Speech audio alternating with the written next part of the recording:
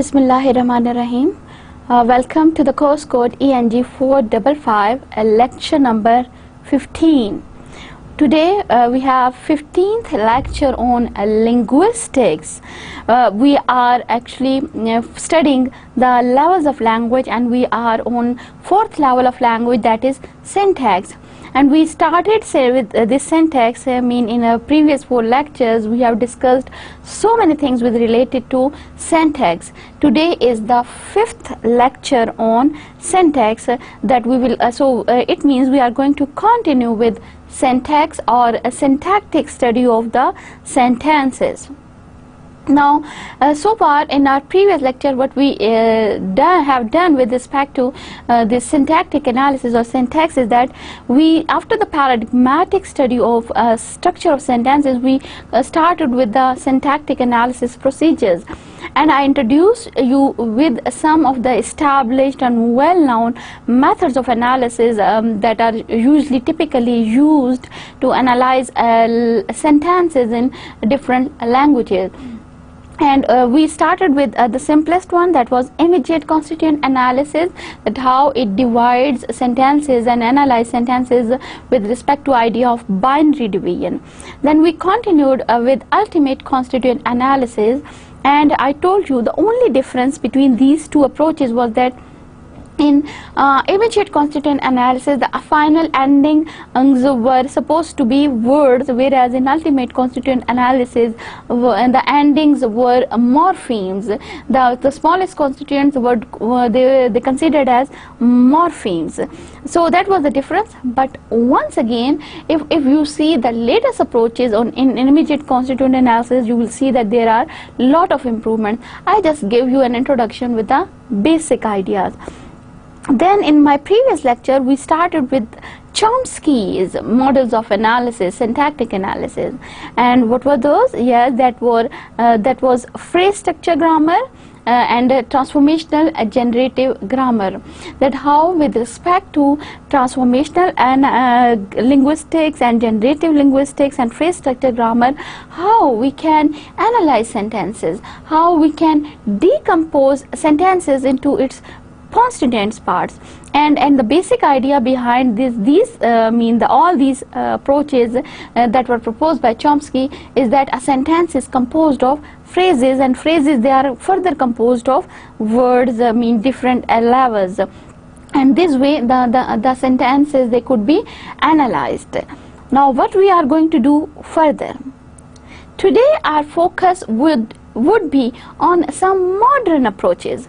You will see them in some recent books of linguistics, though in the old books on linguistics you won't find them, but in a recent, with a development in linguistics, we have some recent syntactic models of analysis. Out of them there are many. I can mention 100 of analysis procedures, because 100 of a variety of grammar ideas, they have been introduced and they have been incorporated into the study of linguistics. Every model of analysis, it has certain positive points as well as some drawbacks, and we cannot talk about all of them. All the syntactic models of analysis, we cannot take them into account at this level. But again, you should have certain knowledge about the latest approaches as well. So with that idea in my mind, I've introduced 3 well-known and established branches of linguistics. They not the branches, rather the subfields of linguistics, or the schools of linguistics, and their ideas about the syntactic analysis. And these 3 approaches are case grammar, stratificational grammar, and Tagmemics. These are quite well known. Out of those that I have, the list that I had, and I have to choose any 3 to 4 because of the certain limitations according to your level and according to the time. So we will today, our lecture would be focused on these 3 recent and modern approaches, modern schools of linguistics. And finally, to end with syntax, we will review our knowledge about different syntactic models. We will take an exemplary sentence, and with the help of different models, I would explain how we can syntactically analyze sentences, because analysis of sentences is a basic requirement at your level in with respect to your linguistic knowledge. So let's start with the case grammar. The case grammar, the proponent of this school of linguistics was Charles Fillmore. Charles Fillmore, in 1968, he wrote a book known as The Case of the Case, and this publication got popularity, and in this publication he introduced a new syntactic model of analysis, that how we can view the syntax of different languages with a certain different approach that is known as the case grammar approach. Now, what was the idea behind that? Actually, we can say it was a reaction against the transformational generative linguistics. Again, we have done in a previous lecture that Noam Chomsky in 1939, he came up with a book, Syntactic Structures, and in that book he proposed the ideas of phrase structure grammar and transformational generative grammar. So the idea of case grammar was actually a reaction against them, because in that transformational generative grammar there were certain flaws, there were certain ideologies which were not discussed. So to deal with these ideologies, this new idea was proposed by Charles Fillmore.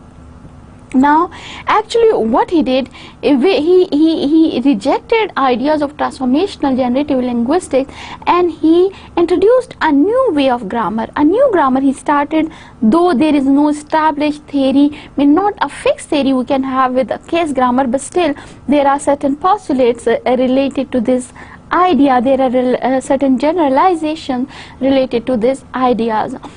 That with Charles Fillmore as the proponent of this theory, we have some other major contributors in the field of case grammar.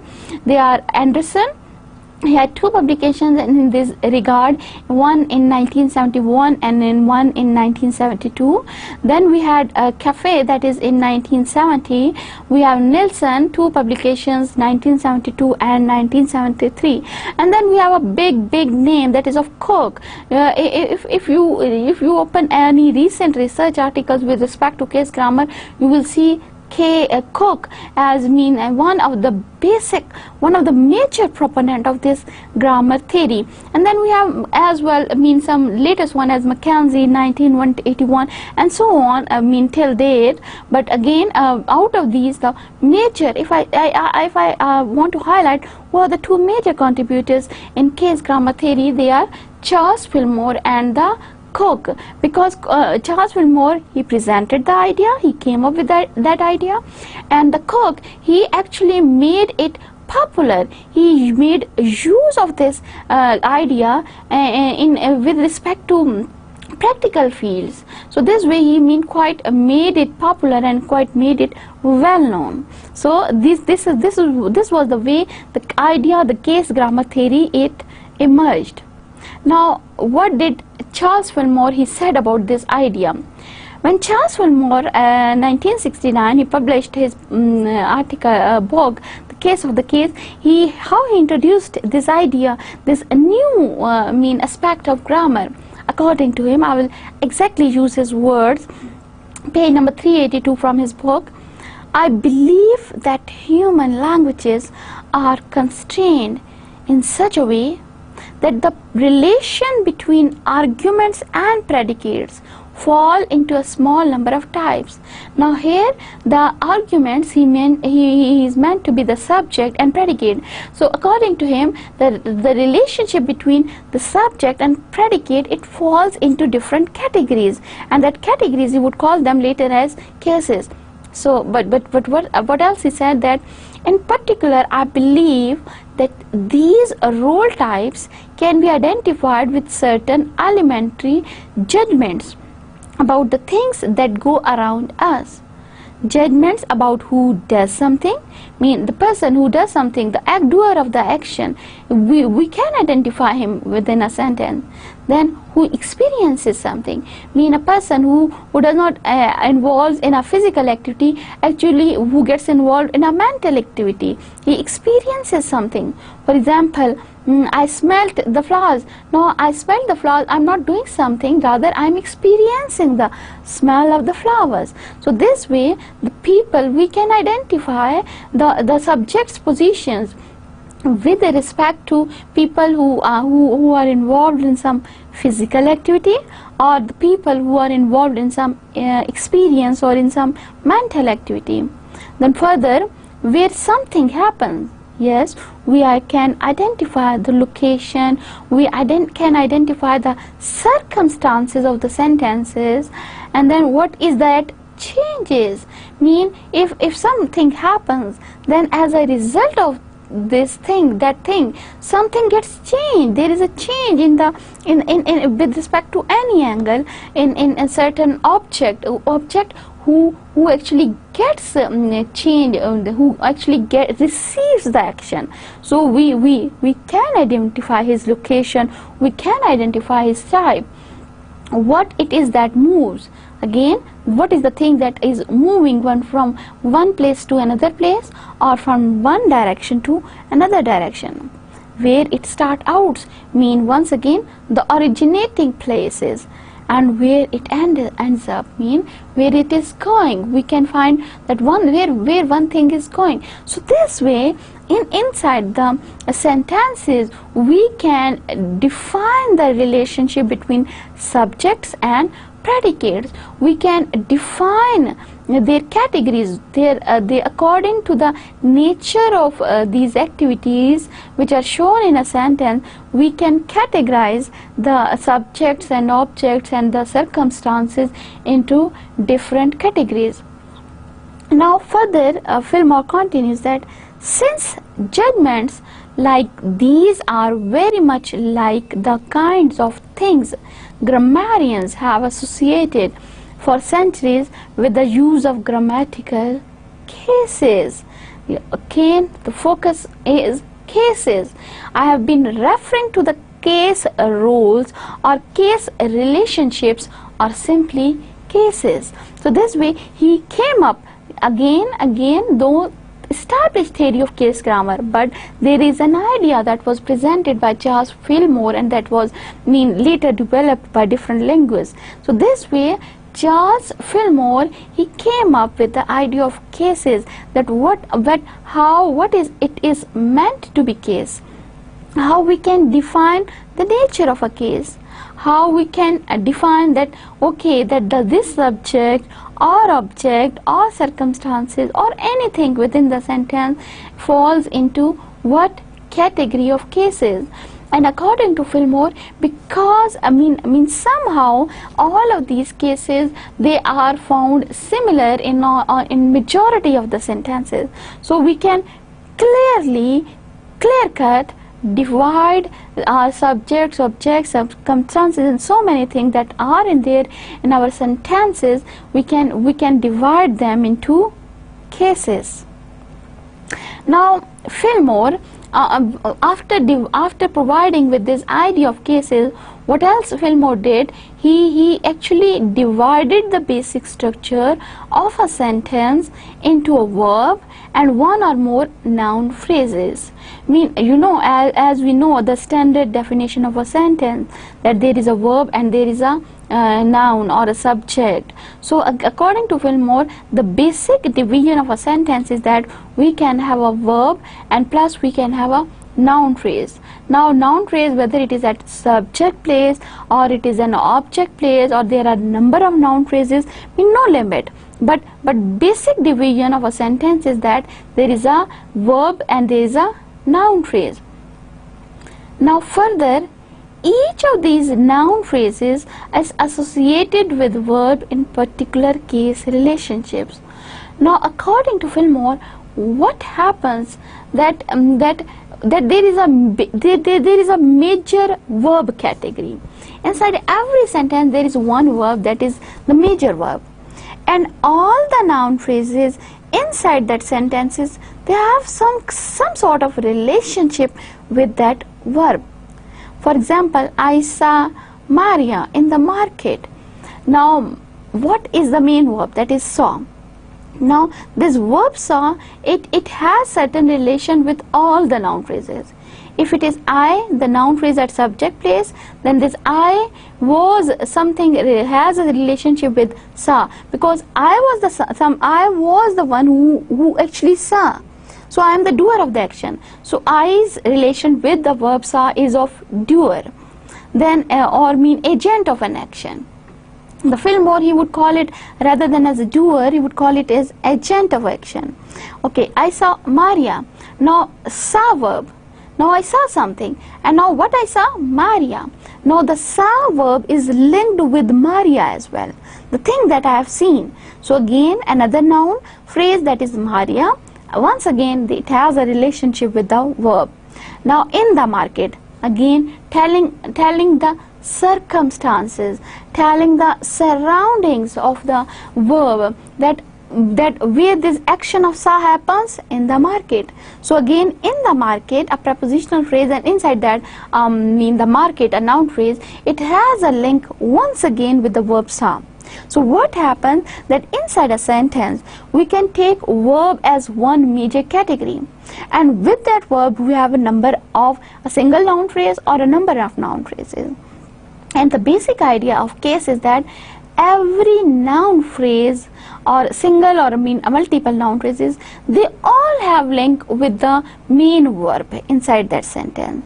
So we call, and according to the nature of the relationship, that what the noun phrase, what kind of relationship it has with the verb, we can define different cases. And we, with respect to this particular case relationship, we can have certain categories of cases. Now for example, the peon opened the gate. Now opened as main verb, this is the verb, and now who has opened the gate? The peon. Again a noun phrase, it has a relationship with a verb. And what was opened? The gate. Again the gate noun phrase has a relationship with a verb. So we have cases. Now over here the peon, he is the doer of the action, so he is the agent, because he was the one who is doing something. Then we have the gate was opened by the peon. Now here at subject place we once again have a noun phrase, but this time this noun phrase is not something who is doer of action, who is not an agent, rather it is a goal. It is something on which an action of opening is performed. Once again the verb, main verb is there, that is opened, and with that main verb, both noun phrases, the gate, it has a relationship, and the peon, it has a relationship. So once again the main verb, two noun phrases are there, they have certain relationship with the verb, but according to their relationship they get their definition. Because the gate was something that was opened, so it is a goal, and the peon, who is doer of that action, who was the one who opened the gate, so he is the agent. Now there is another interesting example, like the key opened the gate. Now no doer of the action. We cannot say the key is a doer of an action or agent, because key itself cannot do this action.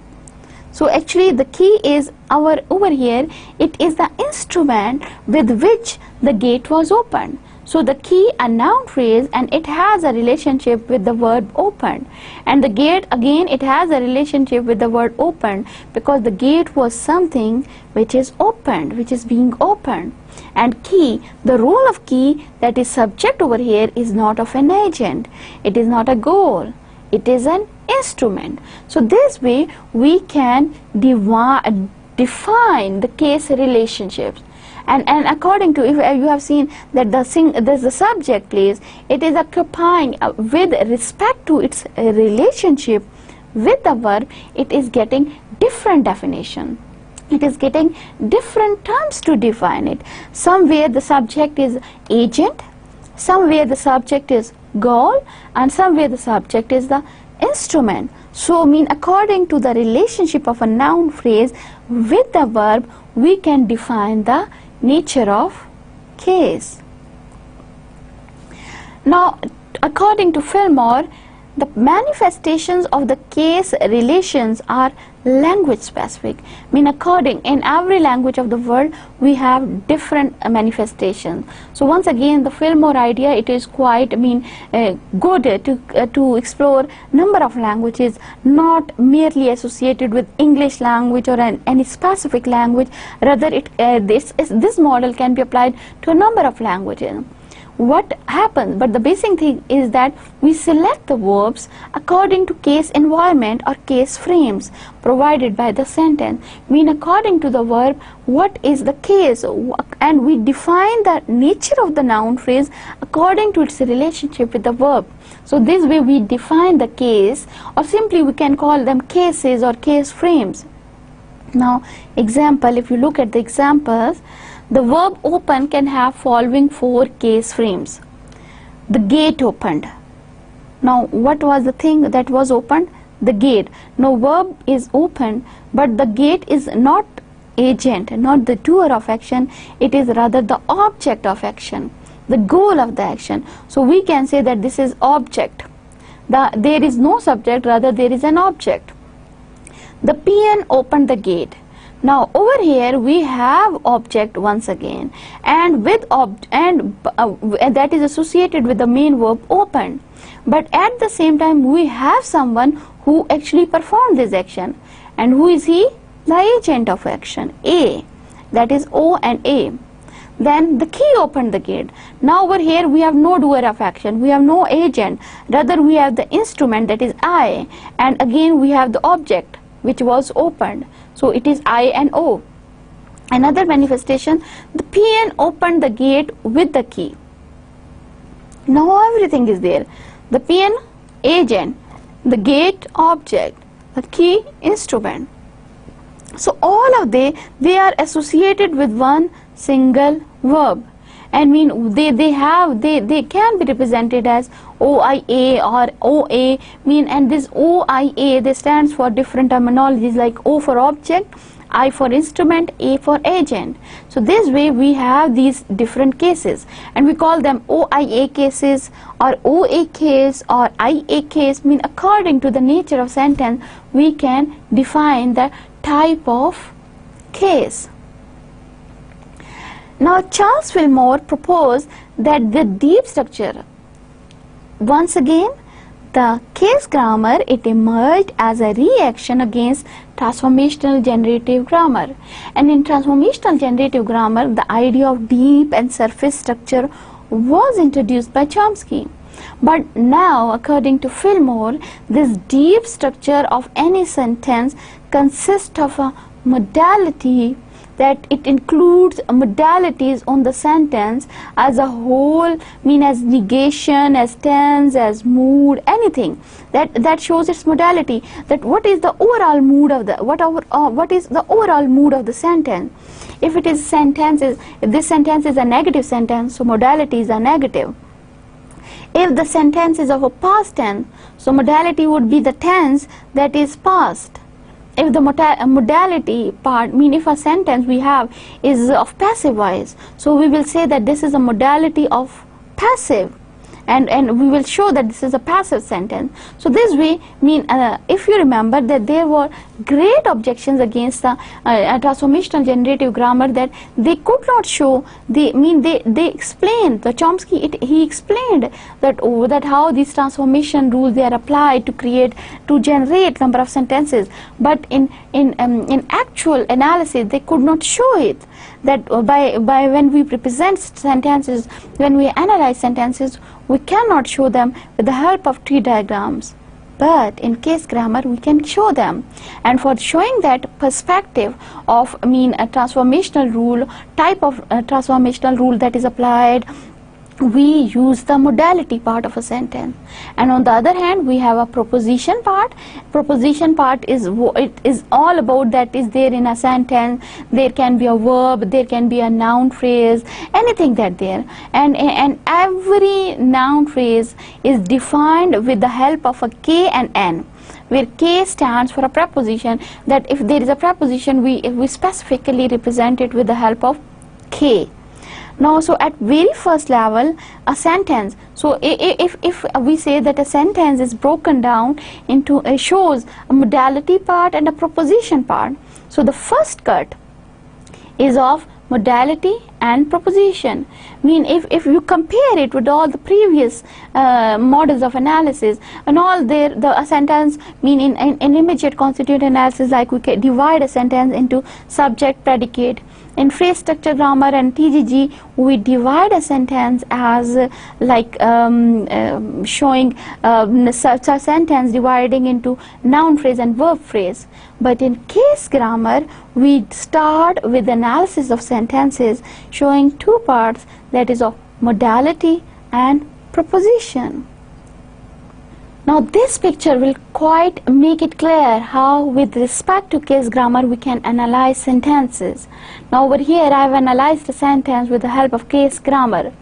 Now if you see over here, because to see how it is different from all the previous analysis models that we have studied so far, if you look at the S is showing over here the sentence part.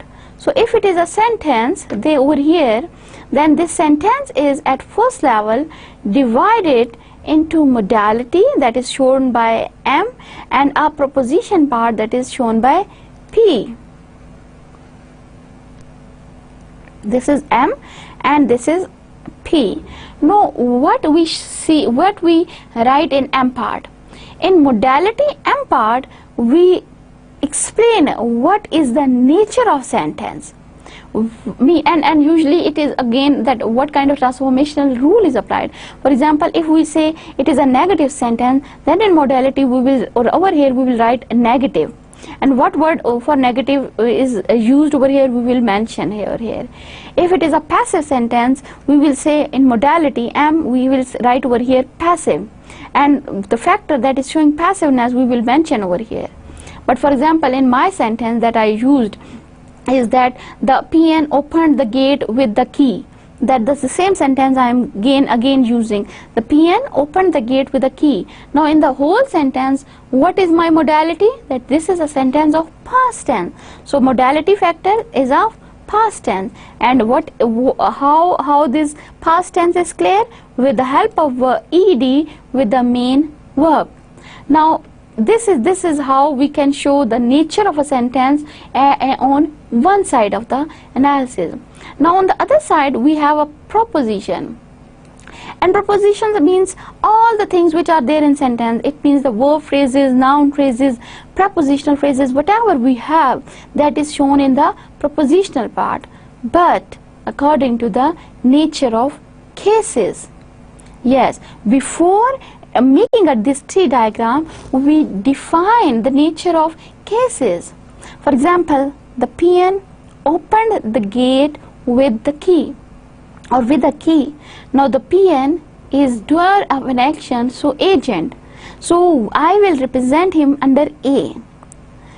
The gate is the object or the goal on which the action is performed.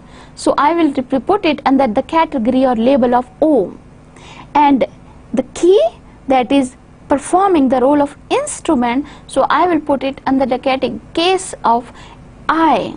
So this way at proposition we divided that as verb. We separate, first of all we separate word verb, what is the main verb that is used, and over here the main verb is open. I am not saying opened because ed part is already shown over here. Then I take whatever the cases are there in the sentences. For example, in this sentence I have all the cases. I have object, I have instrument, I have agent. And as I told you that every case is divided into two parts, K and NP. K stands for a preposition that is used. K and NP, the gate was my object, the gate no preposition with it, so K is 0. But noun phrase, the gate, we have one determiner, that is the, and noun gate. The instrument, what was my instrument? Key. But with key, it is with a key. So there is a preposition part. So we have K and NP, but I have a preposition, that is K with, and noun phrase a, and key, determiner, and noun. And in the agent part, I have again K and NP. Again, always mean whether you have a preposition or not, you always divide a case into K and NP. And K, if there is no preposition, then put it as 0. And if there is a preposition, put it as like that preposition. And NP, again, the PN was the person who did this action. So K is 0 over here, by the PN, sorry, by the PN. So I can say by the PN. By can be K, the PN can be determiner and noun. So this way, with the help of case grammar, we can analyze sentences. So basically, as I have told you, that Fillmore presented this idea in 1968 or 1969, but in his later editions in 1970 and by Cook, he introduced certain more cases, nature of cases, more types of cases, because previously when he introduced this idea in beginning, he introduced only few types of cases like object, agent, instrument, and like the verb and modality and preposition part. But later on he realized that there are different types of sentences, so he came up with different categories of cases. Like for the first one is that I have already explained, that is of agent, agentive instigator. Agentive means the person or the thing who is actually at the doer place, the doer of the action. The PN opened the gate, so the PN is the agent. Now then the experiencer, different from a doing action. Experiencer is the one who experiences something. For example, I smell the flowers. I'm not doing anything, I'm experiencing anything. So when you have this experiencer, then you represent it with the help of E. He felt the energy. Again, the feeling part is there, the experience part is there. So again, such cases we represent with E. So here he is actually E. Then as mentioned previously, instrumental factor or instrumental force or object that causes something to happen, like the key opened the gate. The key was the instigator, mean instrument of this function. So that is represented with I. Here the key is instrument. Then the objective O, the objective is the thing that on which some action is performed, like the PN opened the gate, so the gate was something which was open. So O is shown, O is used, O symbol is used to represent the objects. Then we have a source. The Fillmore, he came up with the idea of source. Source is actually the place or the origin of something, or origin of some starting point of something. Like France is the origin of perfumery products. Now France is something where this thing starts. So if we have a source, we represent it with S.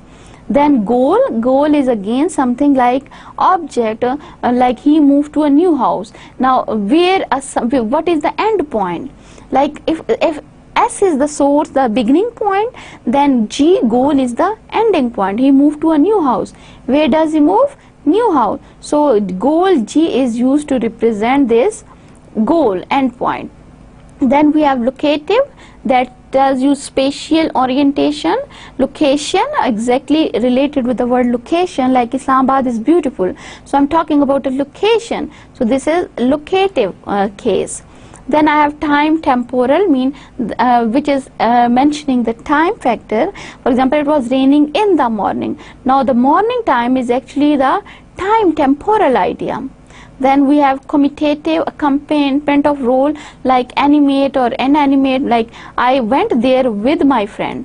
Now again, accompanying the main affirmation, I went there. This is the basic information. But with my friend is someone who accompanied me in this action. So such cases are known as comitative cases, and they are represented with C. Then we have benefactive. Benefactive rules mean that because of certain action, who gets benefacted, who is getting the beneficent. So that she bought me a new dress. Now who got a new dress? Me. So I am a benefactive source. So this way, in case grammar, we define different cases with respect to their with respect to the things they do. Now case grammar, what it's good for, the influence of case grammar on contemporary linguists has been significant to the extent that numerous linguistic theories incorporate deep roles in one or other forms, such as the so-called thematic structures or government and binding theory, and frame-based representations in AI research, that is artificial intelligence research. During 1970s and 1980s, this idea of case grammar, it got popularity and with the help of it, the Charles Fillmore, he introduced the idea of also frame semantics, and later on Cook, he adopted this idea and at his university, he with his students, he came up with a lot of research publications on the idea of case grammar. So this is one of the new approaches towards the analysis of sentences. Now we will move toward the next approach. Our next approach toward the syntactic analysis of sentences is stratificational grammar. Now this structural framework was developed by Sidney Lamb in 1960s. If you compare almost the same era when this idea of case grammar was introduced, a little bit previous, a little bit earlier than the case grammar, and the publication that introduced this idea, that was by Sidney Lamb, and that was named as Outline of Stratificational Grammar, published in 1966. And what was the aim of this branch of School of Linguistics was that to provide an account on the structure of language and the relationship between meaning and speech. Now the more semantic approach was adopted to explain the structure of sentences. Now stratificational grammar, system of grammatical analysis in which language is viewed as a network of relationships, and a linguistic structure is considered to be made up of several structural layers, strata. Now a strata means layers, so that's why it is known as stratificational grammar, because it talks about stratas and it talks about layers. According to this idea of Sidney Lamb, the language, the sentences, they do not have only one layer of meanings, rather they have the different layers of meaning, different stratas on which the sentences they work, they have functions. So this is why this framework was named as stratificational grammar, because its a major dealing component is that of the idea of layers or the idea of strata. Now what was the basic idea behind stratificational grammar is that it does not have only two levels of deep and surface structure. If you remember that Chomsky in transformational generative grammar, he proposed with the idea of deep and surface structures. According to him, that there is one basic structure of a sentence that is known as deep, and different the modification forms, the modified forms of that deep structure, they are known as surface structure. But according to stratificational grammar, this deep and surface structures, they introduce only two layers of language or sentences. But in fact, there are not only two layers, rather there are multiple layers or stratas. And according to this Sidney Lamb, there are not two, but rather there are three layers of strata. and that what these three layers of stratas sentence is composed of, that is the sentence, it has a meaning. So that is a semology strata or a semantics layer. Then it has sounds, so it has a phonology strata or a phonology level, and then it has grammatical features, so it has a grammar strata or grammar level. Now some strata that which were mentioned, they include for example, if you take phonological strata, then in phonology, as if you remember, we have the smallest particle, that is phoneme. So in phonological strata of a sentence, we have phoneme as a unit. And if we consider the lexical strata, then we have lexeme as the unit of that strata. If you consider as morphemic strata, then you will have morpheme as a unit. And if you consider semantic strata, then you have sememe as unit. Though this sememe is actually the basic unit of the meaning, that is semantics.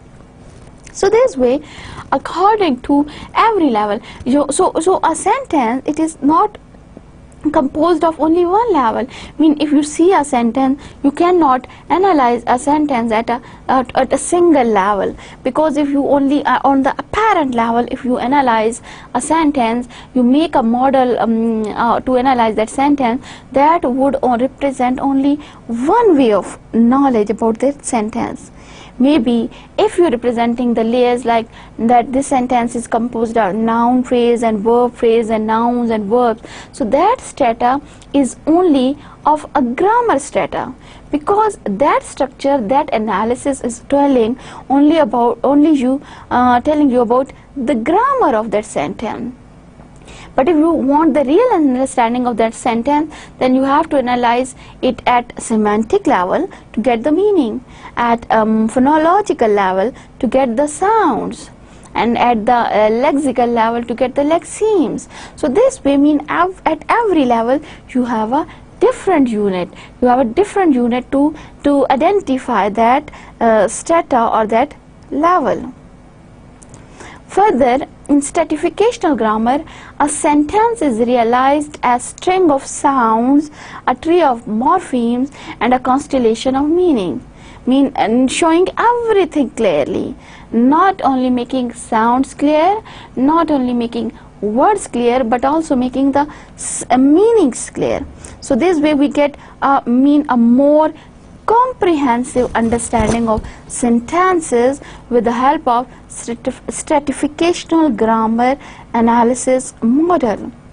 And basic model is the realization, that how you realize a sentence and then you represent it at different levels. At whatever level you want to realize it, if you want to realize a sentence only at phonological analysis level, then only show its phonological analysis.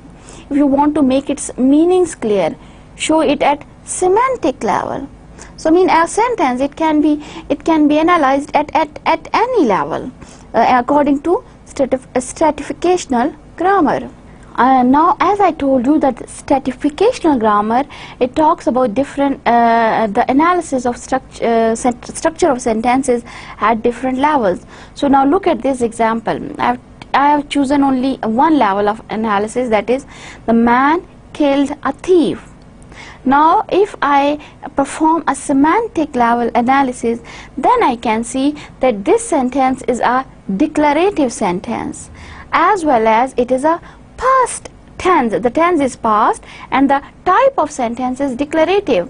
So I would write at the top declarative and past. Now in declarative, what is involved is that the agent, there is a person who is doing something. And who is that person? Who is that thing? The man. So the and man is that thing. And that man, it is an animate object. Animate means that it is a living object, a living thing. So man is animate. Further, and not only animate, it is a human male. Once again, you are making meaning clear, that by man I mean that he is a human, he is animate, and he is a male person, definitely not a female. Further, man is an adult. You know, the man word stands for adult, not for child. So man is a man. What is a man? He is the thing, he is an adult, he is animate, he is human, he is male. So meanings, all meanings are cleared through these explanations, through these layers. Then he is the agent. After that, I have the verb part, that is do. Some action is done. And what is that done? That is killing. Killing is the action. And goal, what is the thing? What is the thing that is being killed? That goal is again a thing. He is a thief, and that thief is once again, he is animate, and animate means living. And but once again, because the sex is not clear with the word thief, it can be a male, it can be a female, so not written.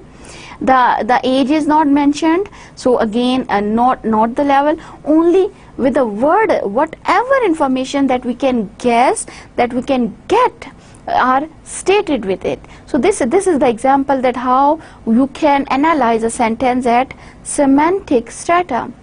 Similarly, we can analyze a sentence at phonological strata. I mean, there I will say that okay, in this sentence, and these are the words, and these words, number of morphemes are there, and in morphemes these are the phonemes, these are the sounds. For example, man, what are the phonemes that make the sound man?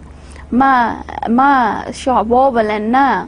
And then killed, what are the vowels and consonants combination that create this combination? So this way, mean at different levels we can have different types of analysis. As every a linguistic model, they have certain positive points and certain weaknesses as well. But let's see what are the positive points with stratificational grammar. The originality of stratificational grammar does not reside in the recognition of three major components of linguistic description. Rather, the stratificational approach to linguistic description is distinguished from other in that it relates grammar to semology. So what is semology? Semantics. And semology to phonology.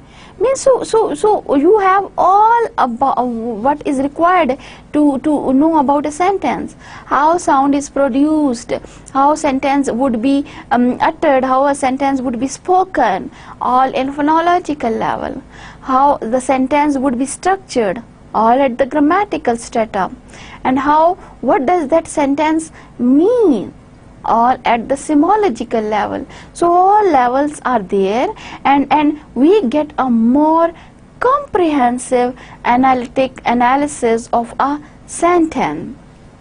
And then again, what is the notion? That is of realization, how you realize things within a sentence. And finally that it employs to relate the lexemic and morphemic stratal systems within the grammatical component. So every type of knowledge is available with stratificational analysis of sentences. That's why it was considered as bit more comprehensive and more logical method of analyzing sentences in recent times. Finally, another modern approach to syntactically analyze sentences is that of Tagmemics. Tagmemics is actually associated with Kenneth Lee Pike. He is considered as the originator of this approach, and this theory is again concerned with grammatical analysis, and because it is related to grammar, so it is considered as offshoot of structuralism. Structuralism is actually a school of thought in linguistics which talks about structure of language. In any other lecture we'll talk about it, about this school of thought. But this Tagmemics, it is considered as offshoot of structuralism. Now what was the thing with structuralism is that they ignored functions of language. Because of that, this weakness, the theory of functionalism emerged. But because they do not consider the function of a language important, rather they focus on the form of language important. Tagmemics, it focused both the form and the function, so it is an offshoot of structuralism, but at the same time somehow different, that because it takes into account the functional part of language as well. Now, according to this approach, utterances can be analyzed simultaneously at 3 interpenetrating levels, where each level represents a hierarchy of units. These levels are lexical, with the minimum unit being morpheme, phonological, having phoneme as the minimum unit, and grammatical, in which the minimum unit is tagmeme. Now, if you compare it with stratificational grammar, you will see that the idea of tagmemics is somehow same as that of stratificational grammar, because it also talks about 3 levels. The only difference is that it takes into account, does not take into account the semantic level. Rather, it takes into account the lexical, phonological. Lexical means morphological, phonological, and grammatical level. And at every level, they call a unit which is associated with that level. And at grammatical level, they have the unit which is tagmeme. The basic idea that because of that, this school of linguistics, or this grammar approach, is known as tagmemics. Now, what is the grammatical component? A series of syntactic statements concerning sentence, clause, phrase, and word level structures. Lexicon, the formal unit of language, mean that is word. Phonological, the phonemic sentence, a phonetic realization, mean what are the sounds that are there within a sentence. Now, what happened that Pike, the originator of this tagmemics, he rejected the idea of sentence as being the minimum unit of grammar and recommended a hierarchical order and labeling. And according to him, it has 3 autonomous but interlocking levels or modes: phonology, grammar, and lexicon. One sentence, but it has 3 levels of representation. One is related to its sounds, one it is related to its words, it has lexical item, and finally the grammatical structure it has. Further, Pike, he stresses the hierarchical ordering of grammatical units into ranks of levels, that like morphemes, words, phrases, clauses, sentences, paragraphs, and discourses. At the least level we have phonemes, sounds. Then we have morphemes. Morphemes join together to form words. Words join together to form phrases. Phrases join together to form clauses. Clauses join together to form paragraphs. Sentences. Sentences join together to form paragraphs. And paragraphs join together to form discourses. So this way there is a hierarchical order. There is a it moves from high complicated level to less complicated level. So as we are talking about tagmemics, so tagmemic, unlike structural analysis, asks for the function of the categories and not merely their naming. For example, in ICA and UCA and phrase structure grammar, they were just named like noun phrase, this is verb phrase, this is prepositional phrase. In tagmemics, they do not ask for labeling, rather what is the function of this, and they define a functional element. They call it slot and filler. And according to them, grammar is in language is actually the slot and filler grammar. We have slots and we fill them. For example, there is a slot of subject, and what we do to create sentences, that slot is filled by different fillers. For example, if there is a slot of subject, at subject place I can add any filler.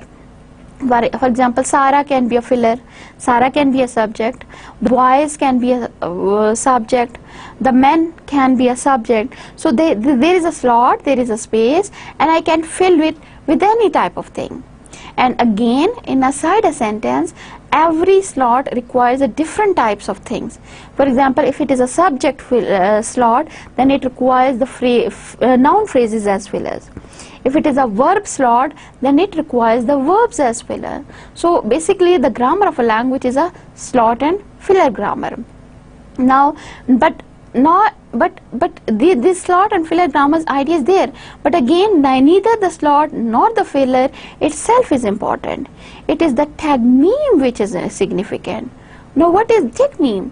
The slot, if we say the slot is the function, then filler is the category, then tagmeme is the correlation of slot and the class of item that can occur in that slot. Mean, what is the relation between a slot and a filler? That relationship is known as tagmeme.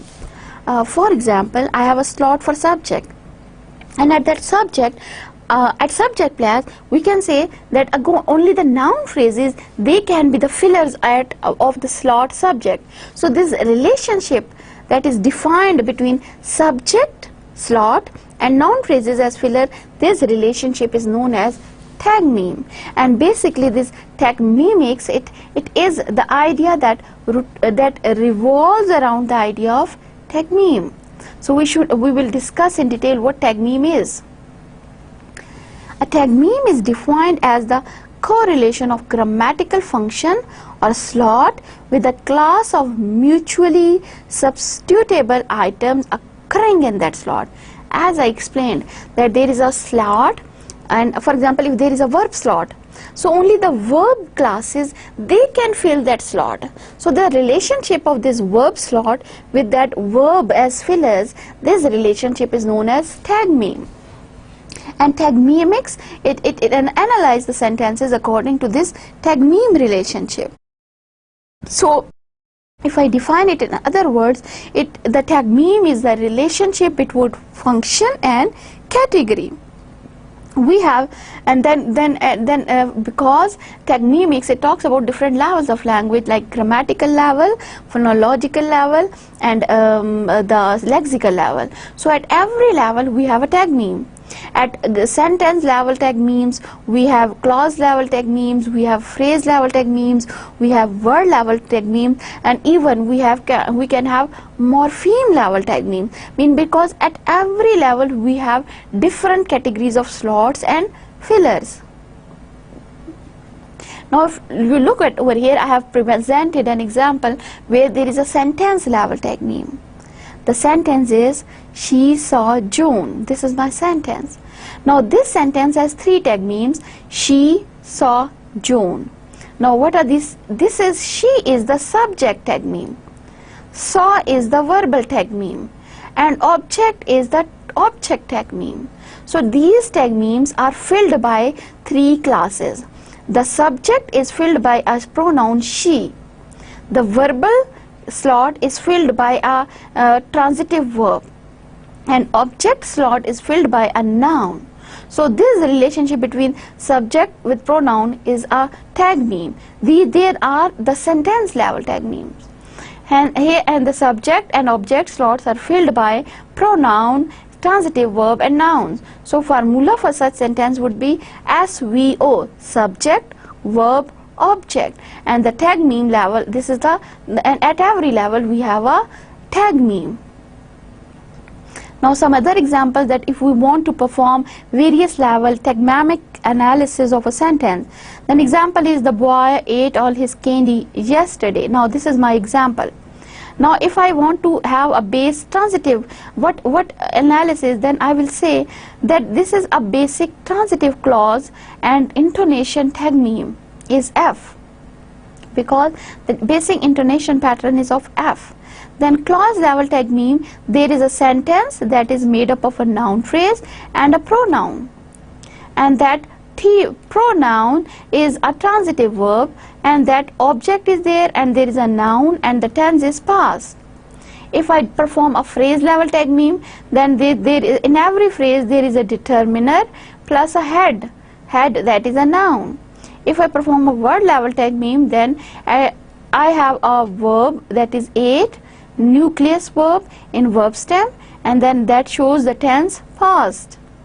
And at morpheme level, Tagmeme, I have say the word eat, because for ate, this is the morpheme, the basic morpheme. So this way we can analyze a sentence at different levels according to Tagmemics.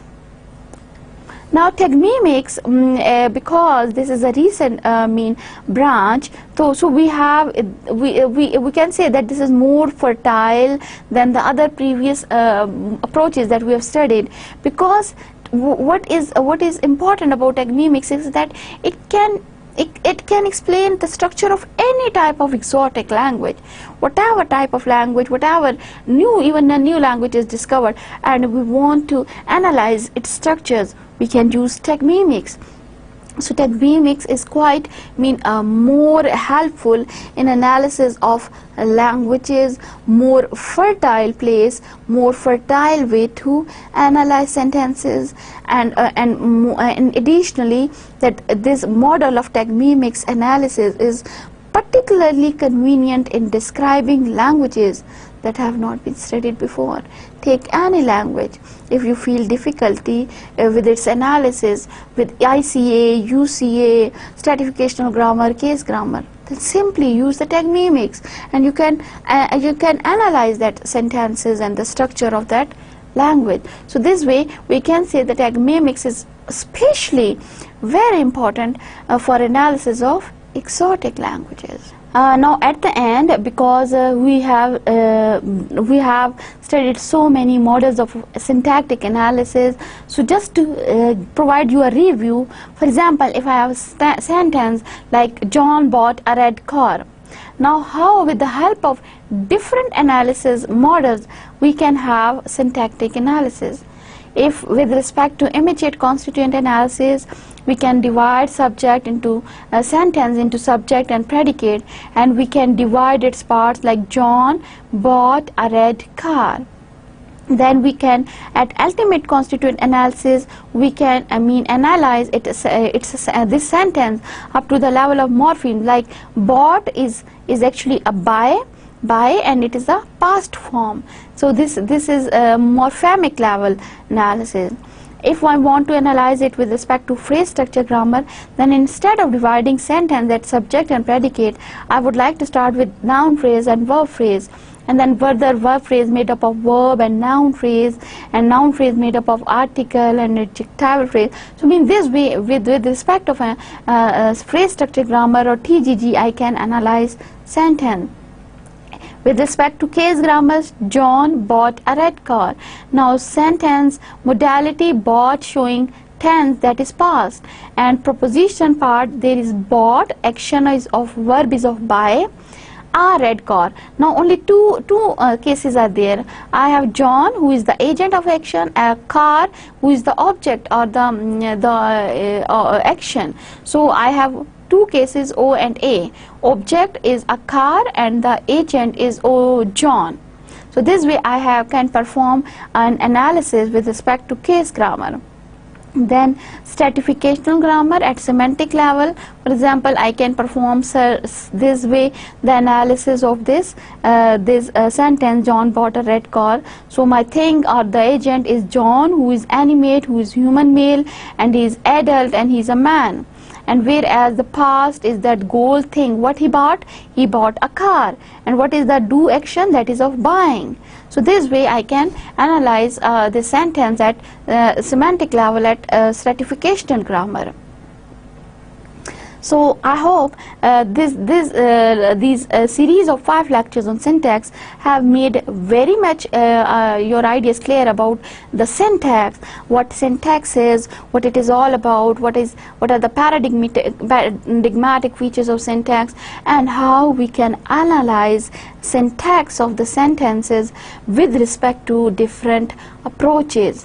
And I want you to practice, to take a sentence and practice it with respect to different types of grammatical approaches that we have discussed today.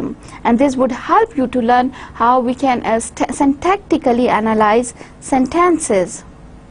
So there is the end of lecture, and we are also finished with syntax. Inshallah, next week we will start with semantics. So till then, Allah Hafiz.